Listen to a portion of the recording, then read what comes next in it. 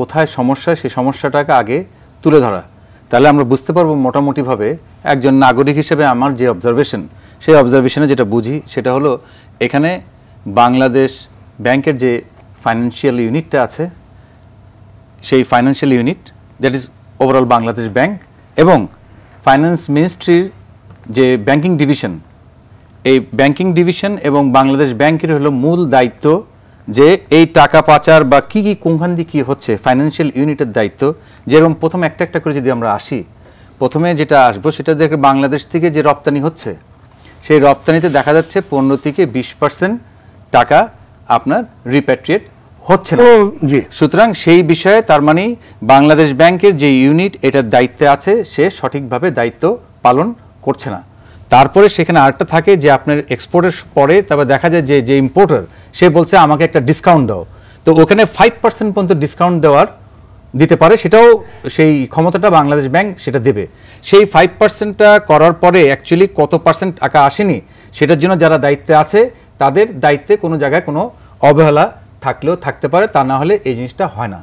এরপর দ্বিতীয়টার যেটা আসি, আমাদের যখন একটা ব্যাংকে হাই ভলিউম ট্রানজ্যাকশন হয়, যেরকম এখন কথায় আসছে যে হঠাৎ করে বেনজির সাহেব 80 কোটি টাকা 100 কোটি টাকা উঠায় নিয়ে গেল, হাই ভলিউম ট্রানজ্যাকশন যখন হয় তখন যে ইন্টেলিজেন্স ইউনিটটা সে কিন্তু মনিটর করবে যে কোন ব্যাংক থেকে কত টাকা হঠাৎ করে এত টাকা উঠছে কেন উঠছে, সঙ্গে সঙ্গে যদি হয় তাহলে সঙ্গে সঙ্গে সেটা আমরা যতটুকু জানি যে ব্যাংকে কিন্তু আপনি 10 লাখ টাকা উঠতে গেলেই তো আপনি দিতে চায় না, যদি হয় তাহলে সেই ব্যবস্থা নিতে পারে, তার মানে সেইখানে একটা সমস্যা আছে।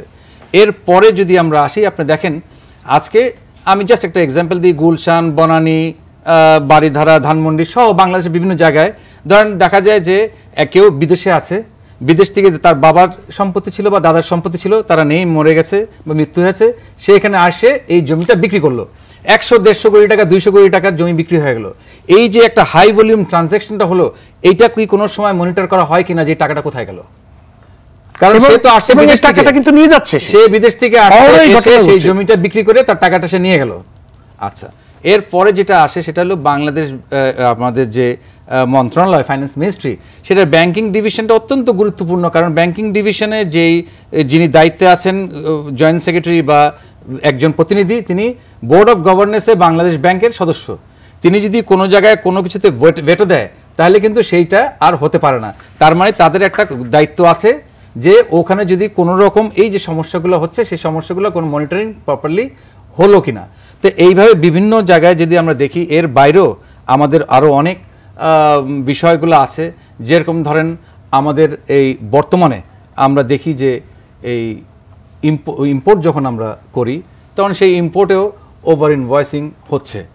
তারপরে আপনার বাংলাদেশ ব্যাংকের অনুমতি নিয়ে অনেক বড় বড় যারা ব্যবসায়ী প্রতিষ্ঠান আছে তারা বিদেশে ইনভেস্ট করেছে, খুব ভালো জিনিস যে ইনভেস্ট তারা করবে, কিন্তু সেই ইনভেস্টমেন্টটা হওয়ার পর ইনভেস্টমেন্ট সেই রিটার্নটা ঠিক মতন সময় আসছে কিনা।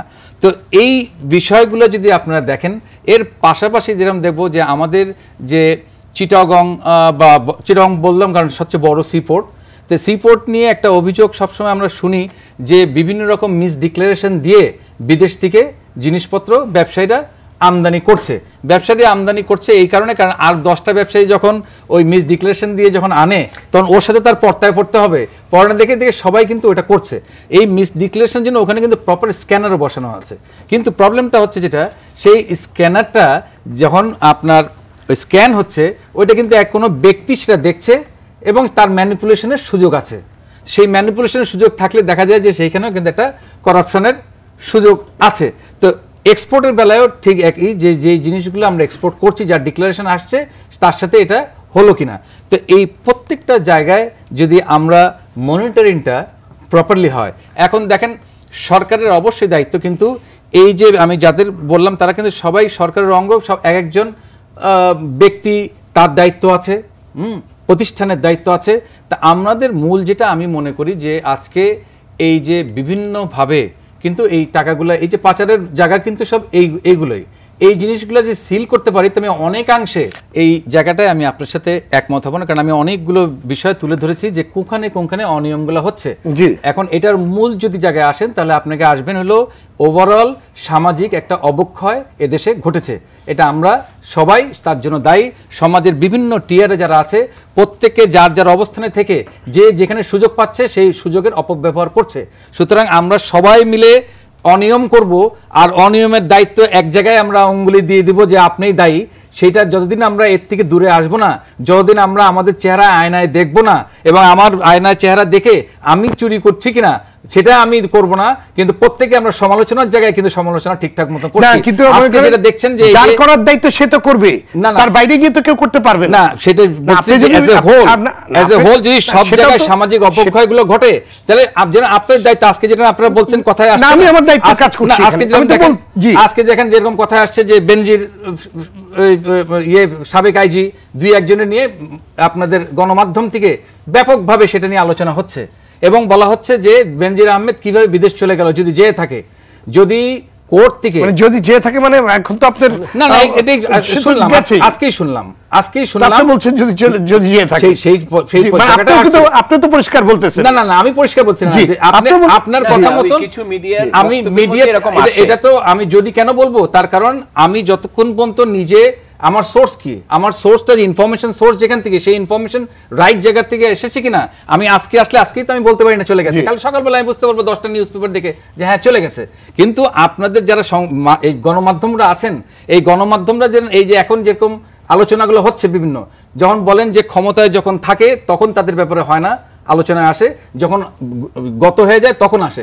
তো যখন ক্ষমতায় থাকে তখন আপনারা যে গণমাধ্যম আছেন, আপনারা গণমাধ্যম তুলে ধরেন না কেন? আজকে যে আনার হত্যা মামলা যেটা দেখলাম আমরা, এই যে এমপি হত্যা, তার বিরুদ্ধে কি আপনারা কোনো কথা বলেছেন?